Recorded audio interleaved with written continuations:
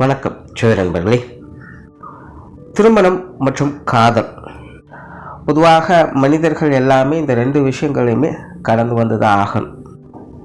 ஆனால் இந்த திருமணம் காதல் அப்படிங்கிற விஷயங்கள் பொதுவான வகையில் இருந்தாலும் கூட மனிதர்களுக்கு இது சார்ந்த விஷயங்களில் எதிர்பார்ப்புகள் அப்படிங்கிறது ஒவ்வொருத்தருக்கும் ஒவ்வொரு விதமாக தான் இருக்குது. அதாவது விஷயம் என்னமோ ஒன்று தான், ஆனால் ஒவ்வொருத்தருக்குமே ஒவ்வொரு விதமான ஆசைகளும் ஒவ்வொரு விதமான எதிர்பார்ப்புகளும் இருந்துக்கிட்டே தான் இருக்கும். இந்த எதிர்பார்ப்புகள் சாட்டிஸ்ஃபை ஆகுதா இல்லையா அப்படிங்கிறத பொறுத்து தான் அந்த விஷயங்கள், அதாவது திருமணம் மற்றும் காதல் சார்ந்த விஷயங்கள் சக்ஸஸாக ஃபெயிலியரா அப்படிங்கிறது டிசைட் ஆகுது. ஸோ இந்த பதிவில் நம்ம எதை பற்றி பார்க்க போகிறோம்னா, ஜோதிட ரீதியாக ஒவ்வொரு ராசிக்காரங்களுக்கும் இந்த திருமண வாழ்க்கை மற்றும் காதல் சார்ந்த விஷயங்களில் அவங்களுடைய எதிர்பார்ப்புகள் எப்படி இருக்கும் மற்றும் அவங்களுக்கு அது சார்ந்த அந்த வாழ்க்கை நிலை எப்படி அமையும் அப்படிங்கிறத ஒரு ஜென்ரலான நிலைகளில் பார்க்க போகிறோம். அண்ட் பார்க்குறதுக்கு முன்னாடி ஒரு சில விஷயங்களை சொல்லிடுறேன். மெயினாக எல்லாரும் கேட்கக்கூடிய ஒரு கேள்வி என்னன்னா, சார் ராசிக்கு பொருந்துமா லக்னத்துக்கும் பொருந்துமா அப்படிங்கிறது தான். இங்கே நான் சொல்லக்கூடிய விஷயங்கள் எல்லாமே ராசிகளை பேஸ் பண்ணி தான். அண்ட் லக்ன ரீதியாக அது ஒரு 50% பொருந்தும். நீங்கள் சொல்லப்படக்கூடிய விஷயங்கள் அனைத்துமே ராசியை பேஸ் பண்ணி தான் இருக்கும், சரிங்களா?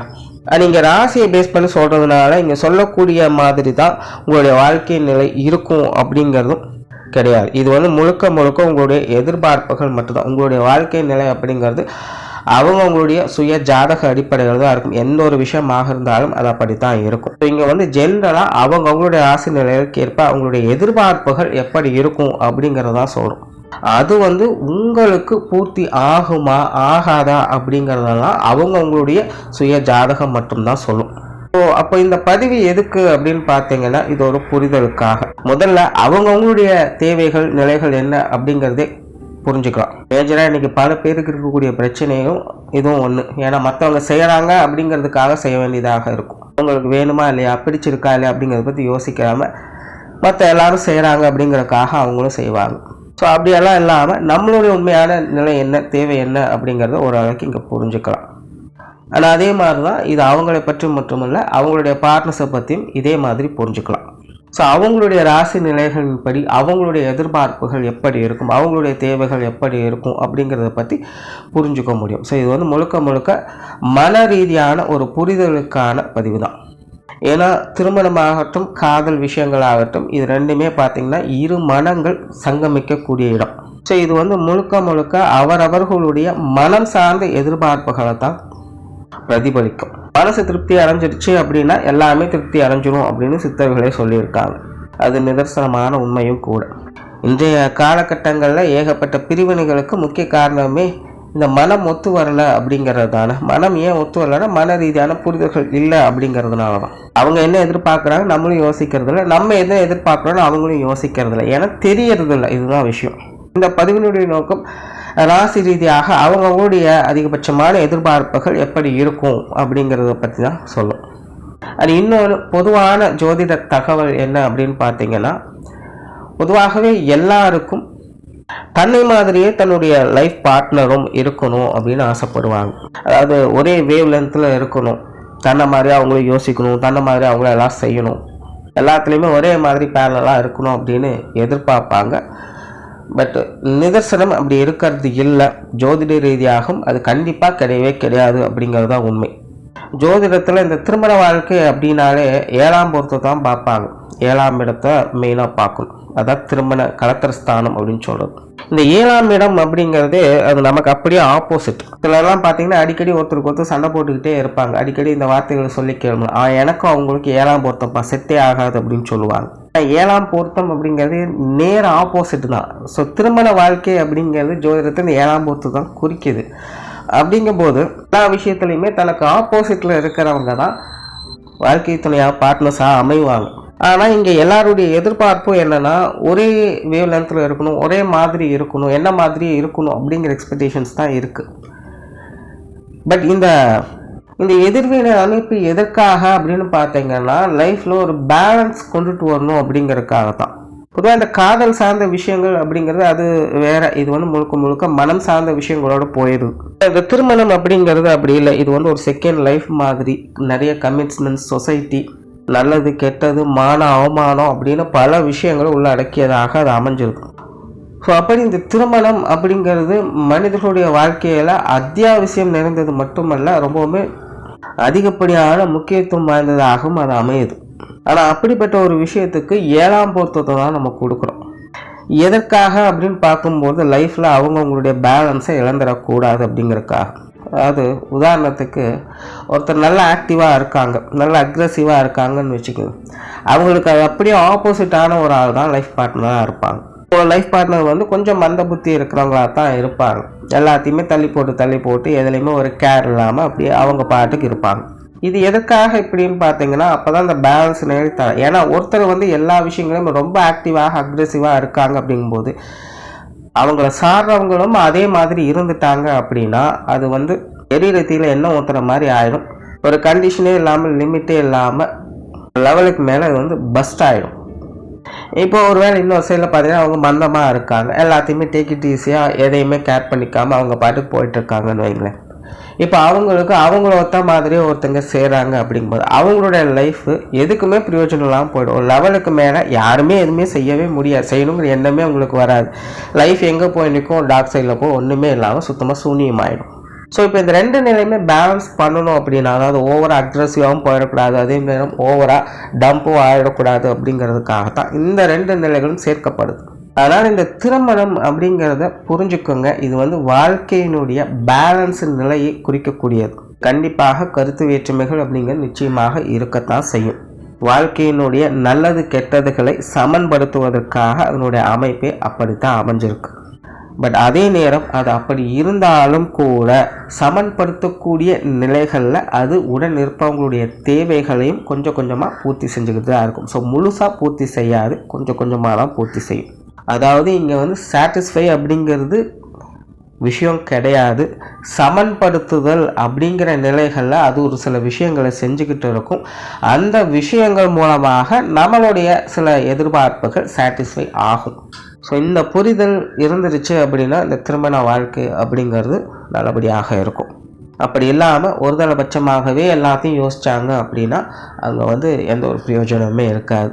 அதாவது இங்கே நான் சொல்ல வர்றது சரி தவறு நல்லது கெட்டது அப்படின்னால எதுவும் பேச வரல. இப்போ அந்த புரிதல்கள் இல்லாத பட்சத்தில் அங்கே அவங்க என்னதான் பண்ணிட்டு இருந்தாலும், என்னதான் சொல்லிட்டு இருந்தாலும், இல்லை நினச்சிட்டு இருந்தாலும் அதெல்லாமே அதில் எந்த ஒரு அர்த்தமோ யூஸும் கிடையாது அப்படிங்கிற நிலைகளை தான் போய்கிட்டு இருக்கும். ஸோ இந்த திருமண வாழ்க்கை அப்படின்னு வரும்பொழுது சில விஷயங்களை இப்படி புரிஞ்சுக்கோங்க.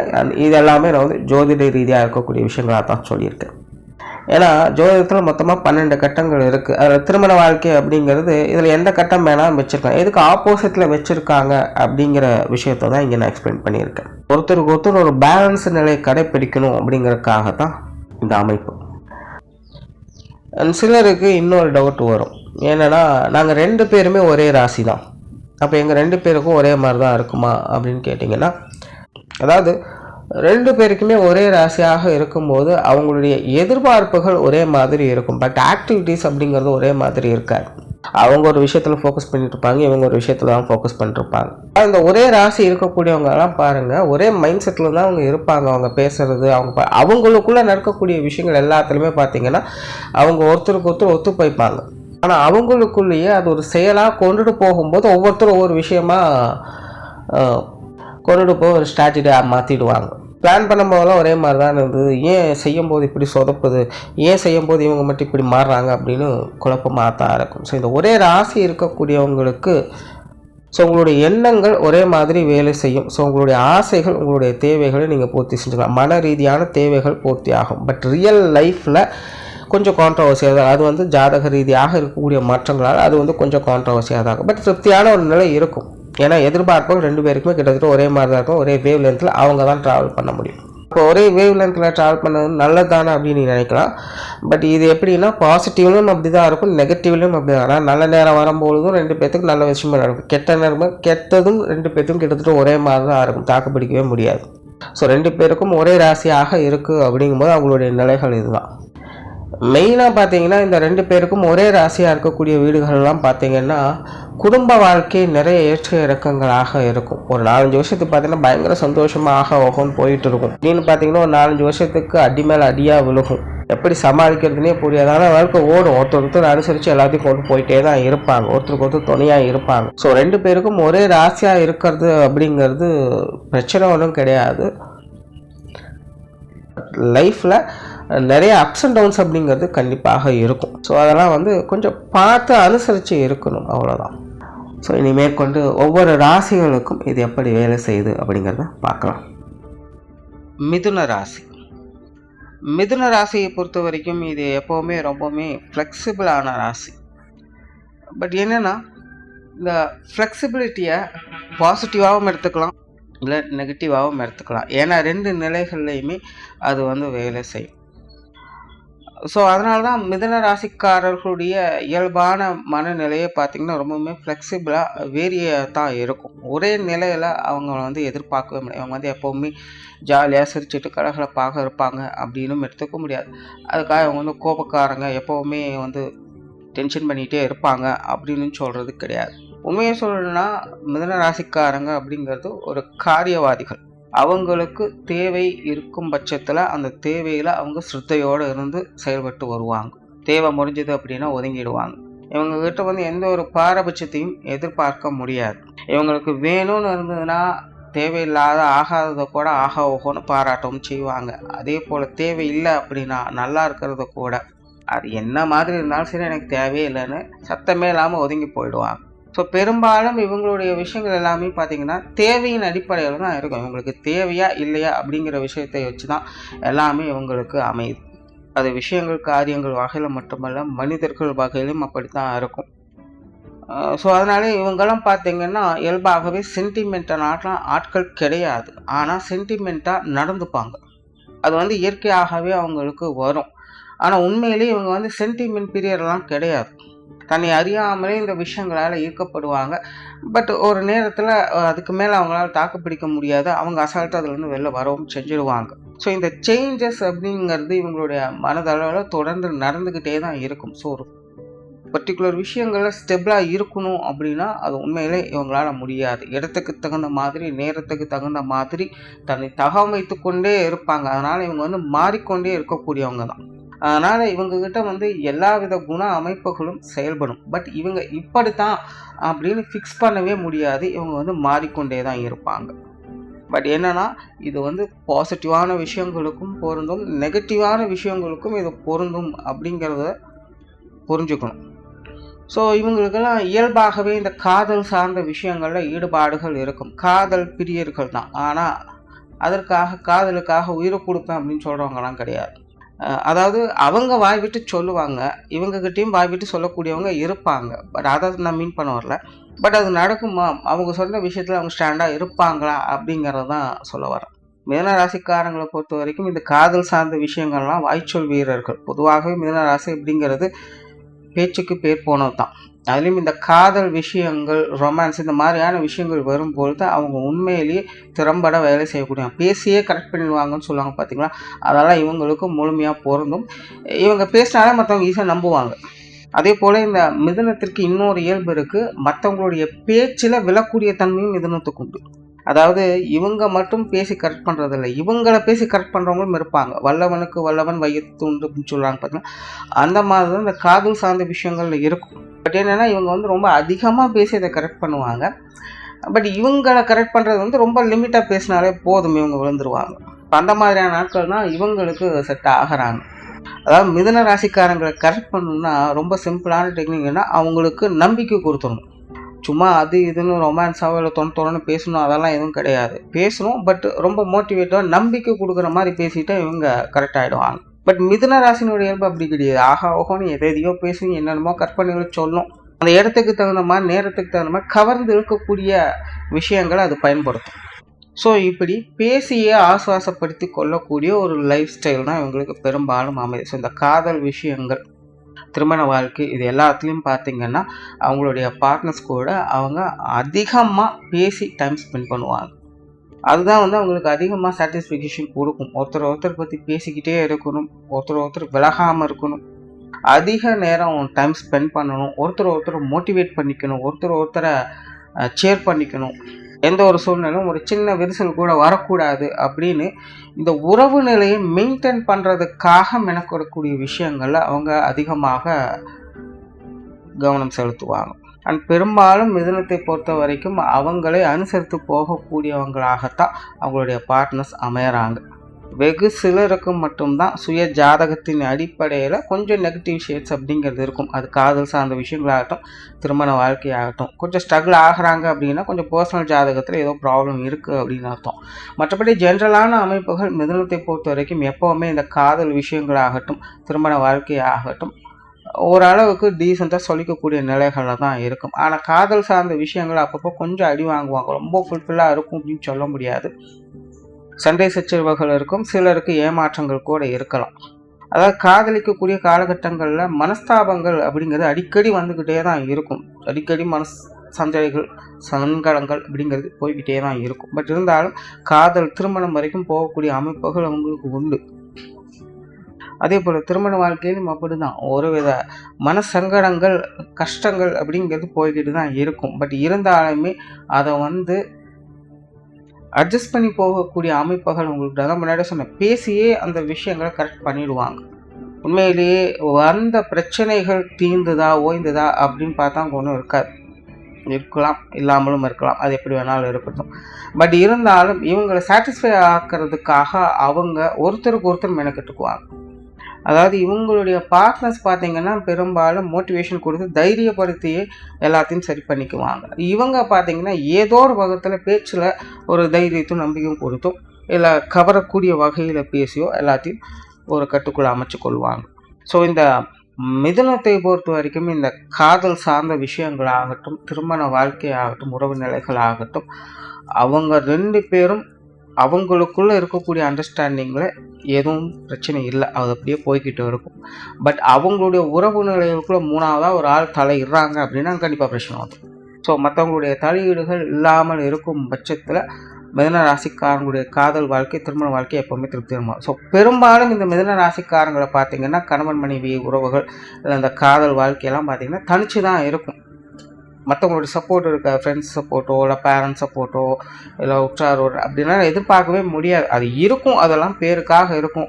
அப்பப்போ சிரிச்சுக்கலாம், அப்பப்போ முறைச்சிக்கலாம் அப்படிங்கிற மாதிரி தான் போகுமேல ரொம்ப டீப் இன்வால்மெண்ட்டெல்லாம் எதிர்பார்க்க முடியாது அவங்கக்கிட்ட. ஆனால் தனிச்ச நிலையில் ஒரு தனிப்பட்ட வாழ்க்கை நிலையில் ஒரு கணவன் மனைவியுமாக காதலர்களாக அவங்க எப்போவுமே ஒன்றாகத்தான் இருப்பாங்க. அவங்க ஒருத்தருக்கு ஒருத்தர் விட்டு கொடுக்காதவங்களாகத்தான் அவங்க இருந்துக்கிட்டு இருப்பாங்க.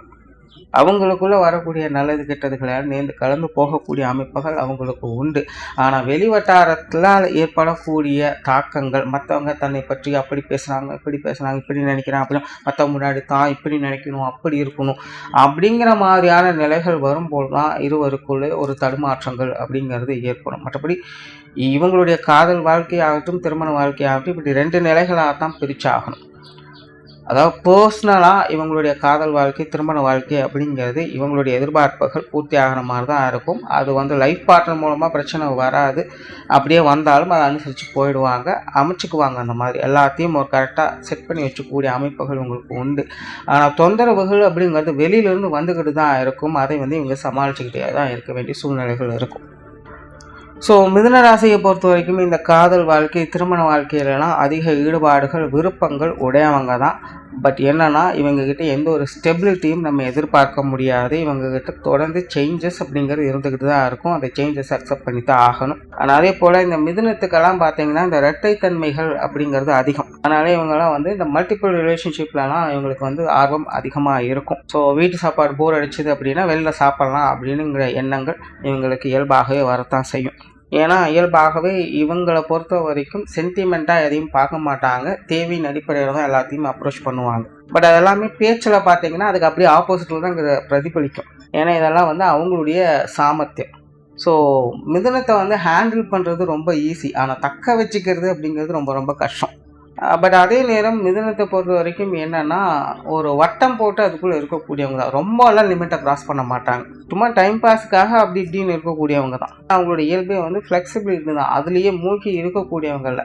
அதனால் ரொம்ப போர் அடிச்சதுன்னா அப்படி இப்படி கொஞ்சம் வெளில அப்படி எட்டி பார்த்துட்டு வருவாங்களே தவிர அதுக்குள்ளேயே சிக்கிக்கக்கூடியவங்க அல்ல, அதையவே கண்டினியூ பண்ணக்கூடியவங்களும் அல்ல.